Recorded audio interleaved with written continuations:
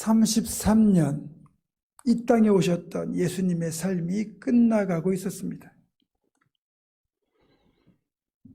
주님은 30년 동안 이제 몫으로서의 삶을 사셨고 마지막 3년을 우리를 위한 복음의 삶으로 공생의 삶을 오롯이 살아내셨습니다. 그리고 이제 그 공생의 사역의 마지막 발걸음, 십자가 대속사역을 완성하기 위하여 6월절을 앞두고 예루살렘으로 지금 발걸음을 옮기고 계셨습니다. 한마디로 죽기 위하여 예루살렘으로 가고 계셨던 거죠. 당연히 이 사실을 알고 계신 주님은 마음이 무척이나 무거웠을 겁니다. 이제 주님께 남은 시간은 길어야 닷새입니다. 여러분은 여러분의 삶이 딱 닷새가 남았다는 사실을 여러분만 알고 가족들이나 주변의 분들이 전혀 모를 때 만약에 여러분에게 그 닷새 시간이 주어진다면 무엇을 여러분은 하시겠습니까? 가능하면 가장 의미 있는 시간을 보내려고 할 것이고 사랑하는 이들에게 가능한 많은 것들을 주고 가려고 노력할 겁니다. 지금 주님의 마음이 딱 그래요. 이 닷새라는 짧은 기간, 얼마 남지 않은 이 시간을 주님은 제자들에게 진정한 하나님의 나라가 어떤 것인지 또 하나님 나라에 속한 제자의 삶이 어떤 것인지를 가르쳐주고 싶으셨어요. 주님은 그래서 이 닷새 남은 내용, 이 기간 동안의 그 삶을 요약해서 보게 되면 주님은 제자들에게 섬김, 낮은 곳에서 겸손하게 섬기는 이 섬김이 진정한 하나님의 나라의 모습이고 주님 뒤를 따르는 제자의 삶이라는 것을 가르쳐 주셨거든요. 하지만 주님의 이런 마음, 이런 목적은 전혀 모른 채 제자들은 저마다 큰 기대에 들떠 있었습니다.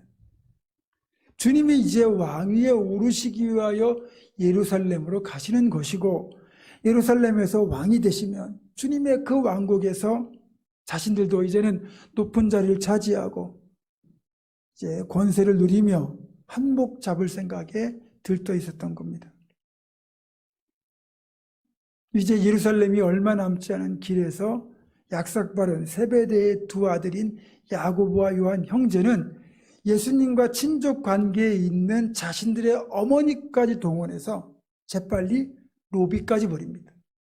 그 내용이 오늘 보면 20절에서 21절에 나오지요. 그때 세베대의 아들의 어머니가 그 아들들을 데리고 와서 주께 와서 절하며 무엇을 구하니 주께서 이르시되 무엇을 원하느냐 이르되 나의 이 두 아들을 주의 나라에서 하나는 주의 우편에 하나는 주의 좌편에 앉게 명하소서. 한편 이를 듣고 있던 10명의 제자들은 이 모습을 보고 열을 받습니다.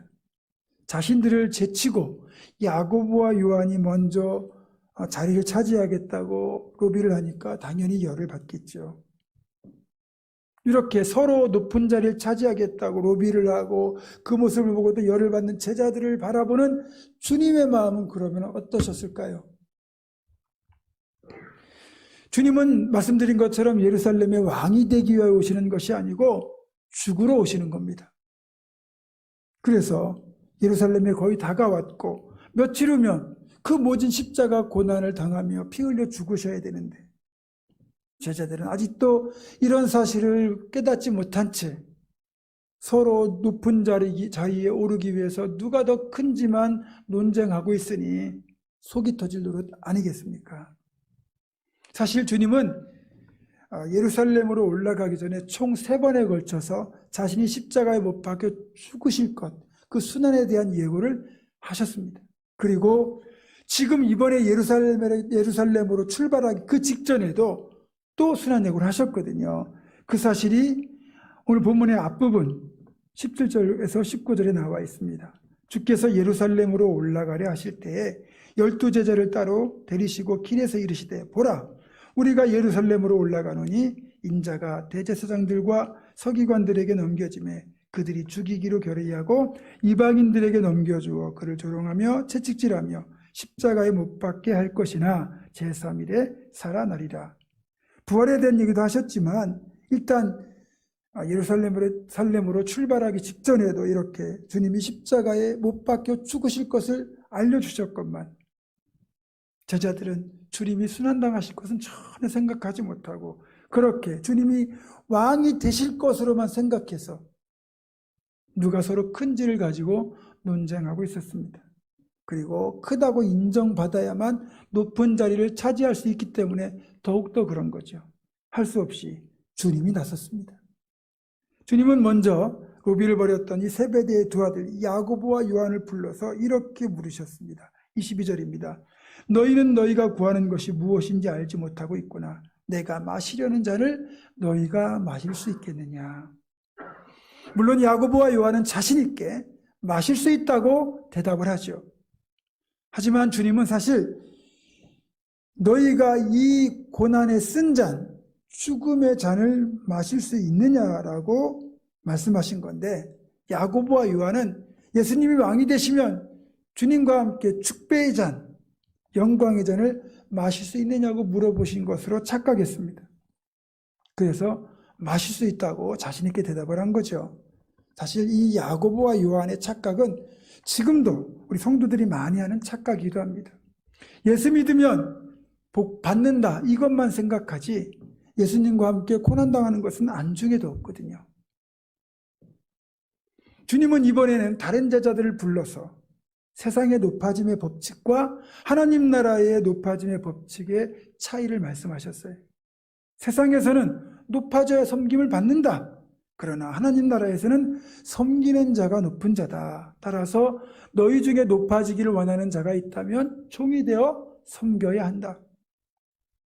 그러면서 진정한 섬김 그리고 그 섬김의 최고봉이 무엇인지를 28절에서 알려주셨습니다. 인자가 온 것은 섬김을 받으려 함이 아니라 도리어 섬기려 하고 자기 목숨을 많은 사람의 대속물로 주려 함이니라. 아멘. 여러분, 이 마태복음 20장 28절 말씀, 마가복음 10장 45절도 똑같은 말씀인데 이 구절은 예수님께서 이 땅에 왜 사람의 몸을 입고 오셨고 왜 죽으시는지 그 목적을 가장 잘 압축하여 설명하고 있는 구절입니다. 주님은 이 땅에 섬기러 오셨고 죽으러 오셨고 자기 목숨을 우리의 대속물로 내어주기 위하여 오셨다고 말씀하고 있습니다. 여러분, 우리가 이런저런 섬김을 참 많이 이야기하지만 이 세상 그 어떤 것보다 가장 귀한 섬김은 내가 가지고 있는 가장 귀한 것을 내어주는 섬김입니다. 그렇다면 가장 귀한 게 뭐겠어요? 단연코 생명입니다. 단 하나밖에 없어요. 천하보다 귀합니다. 그 어떤 것과도 바꿀 수 없어요. 그게 바로 생명이죠.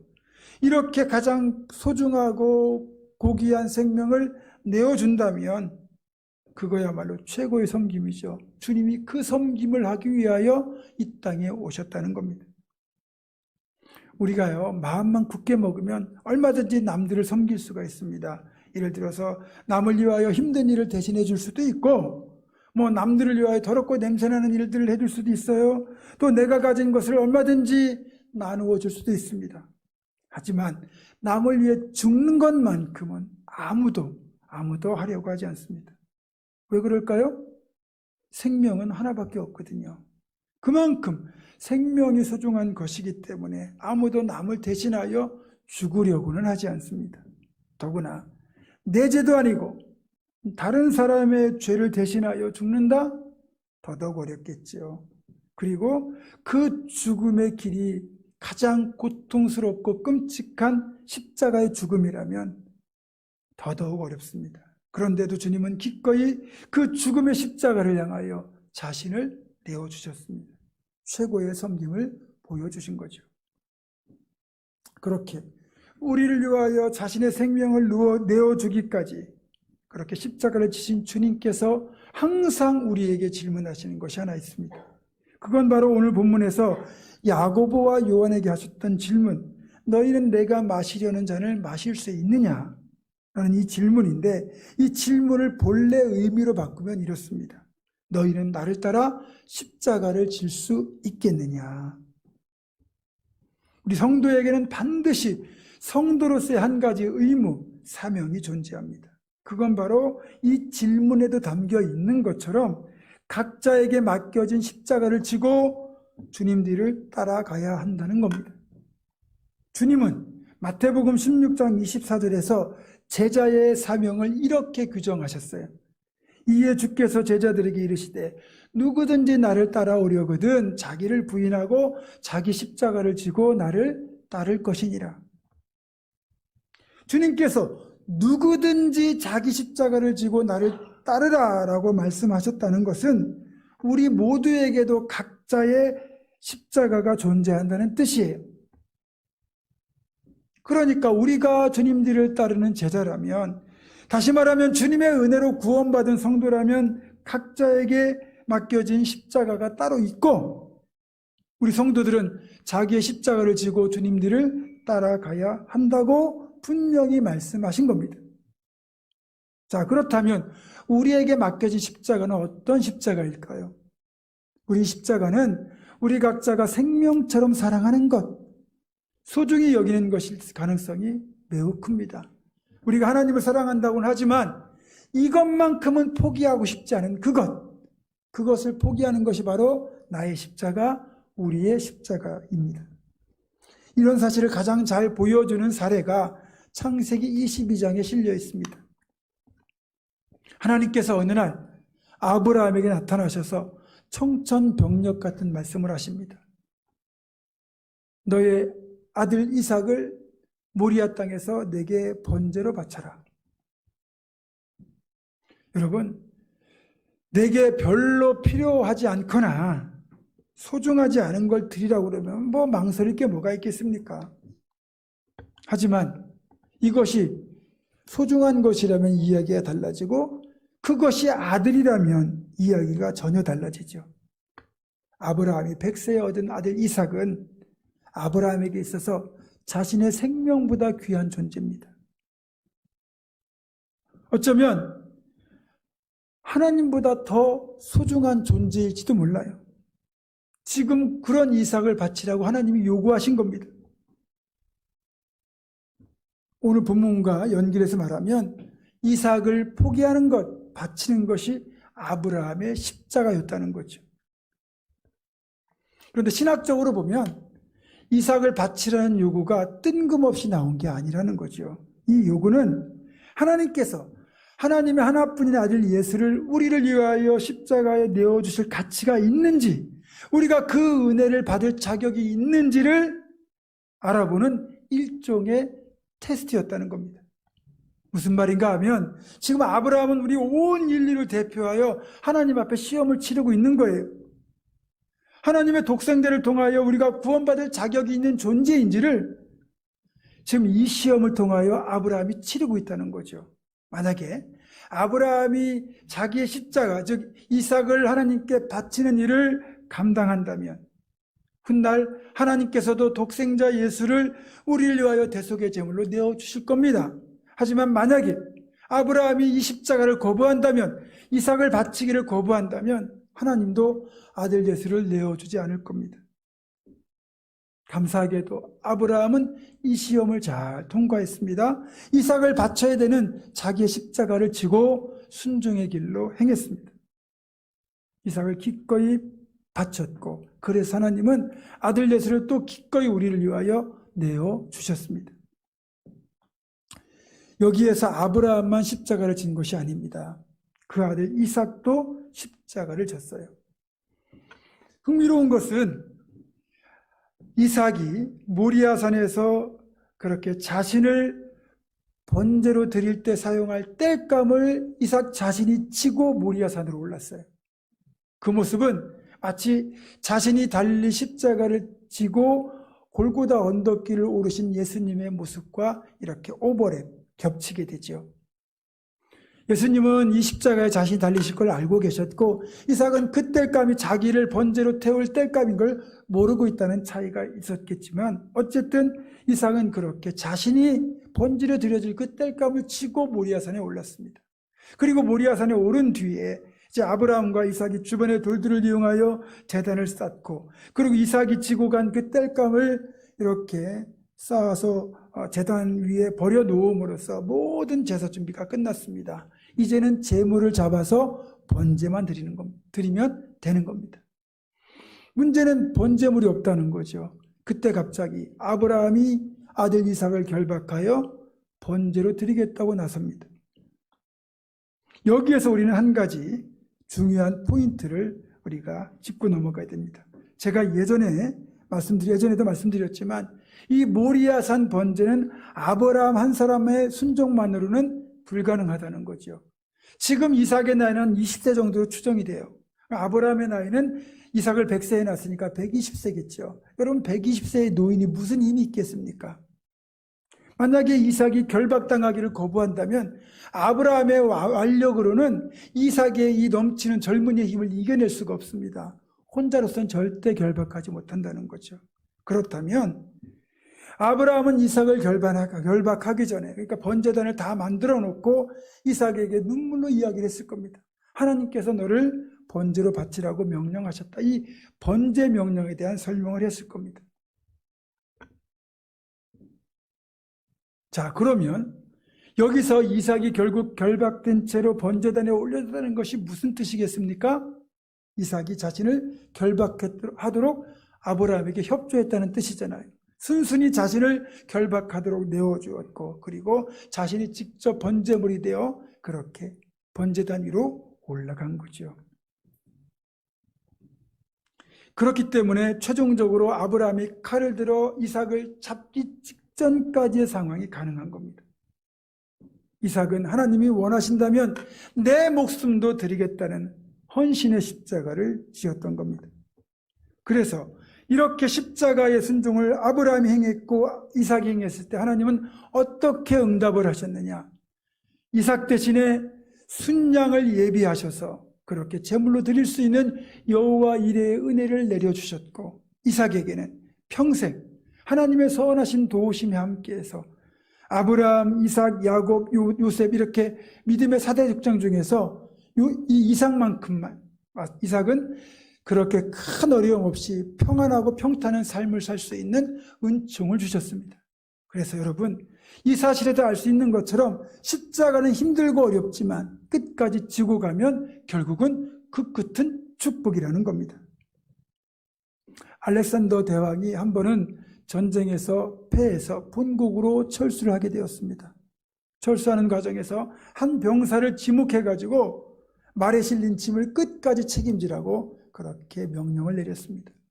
이 병사는 졸지에 말과 짐을 책임지는 책임을 떠맡았지만 왕의 명령이기에 순종하였습니다.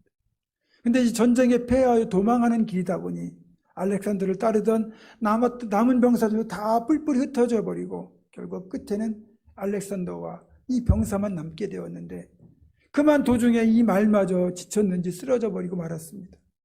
그러면 그 짐을 포기해야 되는데 알렉산더는 이 병사에게 말 대신 그 짐을 지고 가라고 요구를 했습니다. 얼마나 무겁고 힘든지 이 짐을 버리고 도망가고 싶은 마음이 굴뚝 같았지만 그래도 왕의 명령이기에 끝까지 힘들지만 이 짐을 지고 결국 고국까지 돌아왔습니다. 본국으로 돌아온 뒤 알렉산더는 절치부심하여 군사력을 다시 키웠고 그리고 다시 위대한 정복자가 되었습니다. 얼마간의 시간이 흐른 뒤에 알렉산더는 그때 그 병사를 불렀습니다. 그리고 물었습니다. 네가 그때 지고 온 짐이 무엇인지 아느냐? 왕이시여 모릅니다. 네가 지고 온 짐은 황금이었다. 나는 그 황금을 발판으로 그렇게 제기할 수 있었다. 이제 너에게 그만큼의 황금을 선물로 주겠다. 여러분, 우리에게 맡겨진 십자가 솔직히 포기하고 싶을 정도로 무겁고 힘들 수도 있습니다. 그러나 그럼에도 끝까지 십자가를 지고 가면, 우리 주님을 따라가면 그 끝에는 십자가 이상의 영광과 축복이 우리를 기다리고 있습니다. 마치 이 병사가 끝까지 알렉산더의 뒤를 따랐을 때 결국 그 무거운 짐이 그에게 황금이라는 축복으로 돌아온 것처럼 말입니다. 말씀을 정리합니다. 여러분, 믿음의 길을 걸어가는 우리 성도들에게는 각자에게 주어진 십자가가 존재합니다. 그것이 어떤 형태의 십자가이든 우리가 이 십자가를 외면할 수도 있고 또 감당할 수 있습니다. 그러니까 질 것인가 말 것인가는 우리의 선택에 달려 있습니다. 하지만 이건 선택사항이 아니라 필수입니다. 따라서 내가 성도라고 생각된다면 십자가를 외면하지 말고 기꺼이 십자가를 져야 합니다. 내 십자가는 남이 대신 져줄 수 없습니다. 그리고 내가 내 십자가를 포기한다면 그건 다시 주님을 십자가에 못 박는 길이기도 합니다. 쿠오바디스라는 소설이 있습니다. 로마 네로 왕제 시절의 박해를 배경으로 폴란드의 작가 헬리크 생키에비치라는 사람이 쓴 장편 소설인데, 이 소설은 이 소설 속에 보면 베드로가 박해를 피해가지고 이제 로마를 떠나서 걸어가고 있는데 갑자기 주님의 환상을 보게 됩니다. 그래서 베드로가 그 주님의 모습을 보고는 쿠오바디스 도미네, 주님 어디로 가십니까? 라고 묻게 되죠. 그러자 주님은 나는 네가 버린 양들을 위하여 십자가에 다시 못 박히기 위하여 로마로 간다. 그렇게 말씀을 하셨어요. 그 말을 듣고 베드로는 발걸음을 돌이켜서 로마로 돌아가 복음을 전하다가 붙잡혀서 결국 십자가에 거꾸로 매달려 순교하였다고 합니다. 우리가 십자가를 포기하면 주님이 다시 십자가를 지셔야 됩니다. 이제 그 주님이 우리 모두를 향하여 이렇게 질문하고 계십니다. 성도여, 십자가를 질 수 있나? 이번 한 주간 고난주간 전교인 특별 새벽 기도회라는 십자가를 질 수 있나라고 물어보십니다. 여러분, 우리는 주님의 이 질문에, 이 물음에 뭐라고 대답을 해야 되겠습니까? 같이 읽겠습니다. 시작. 주님, 기꺼이 특세의 십자가를 지겠습니다. 내게 맡겨진 십자가 내가 지고 주님의 뒤를 따르겠습니다. 아멘. 이것이 우리의 대답이어야 합니다. 사랑하는 성도 여러분, 내일부터 시작되는 고난주간 전교인 특별 새벽 기도회를 통하여 주님의 고난에 동참하시고 오는 주일 주님과 함께 찬란한 부활의 영광을 기쁨으로 누리시기를 주님의 이름으로 축원합니다. 기도하겠습니다. 사랑과 용서와 자비의 하나님, 피 흘려 죽으시는 십자가 순종을 통하여 우리를 살리신 주님처럼 우리도 내게 맡겨진 십자가 지고 끝까지 지고 주님 뒤를 따라가게 하시고, 특별히 이번 고난주간 특별 새벽 기도에도 꼭 참석하는 순종을 할 수 있도록 인도하여 주옵소서. 우리를 끝까지 사랑하시는 우리 주 예수 그리스도의 이름으로 기도드립니다. 아멘.